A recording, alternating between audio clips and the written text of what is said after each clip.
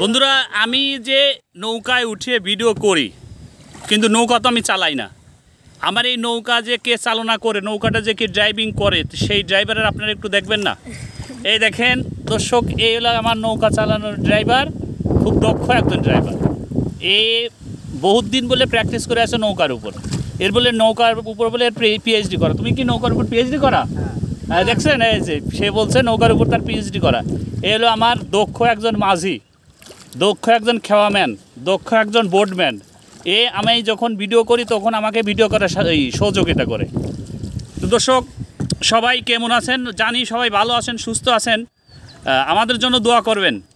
এই যে প্রতিনিয়ত আমরা যে আপনাদের জন্য এই ভিডিওগুলো করি, কন্টেন্ট তৈরি করি, সারি, এই কন্টেন্টগুলো দেখবেন এবং আমাদের সাপোর্ট করবেন। যদি আপনারা সাপোর্ট না করেন এবং ভিডিওগুলো না দেখেন, লাইক কমেন্ট না করেন, আপনারা আমাদের এই ভিডিও করা তো সার্থকতা হয় না। তা অবশ্যই আপনাদের এই নৌকা ভ্রমণের দাওয়াত থাকলো, আপনাদের নৌকা ভ্রমণে প্রচুর পরিমাণে দাওয়াত থাকলো। আপনারা আসবেন, এই নদীতে ঘুরে যাবেন। আমাদের নিজস্ব খেওয়া এই মাঝি আপনাদের সাপোর্ট করবে। এই যে মাঝিটা, এই মাঝিটা আপনাদের সাপোর্ট করবে।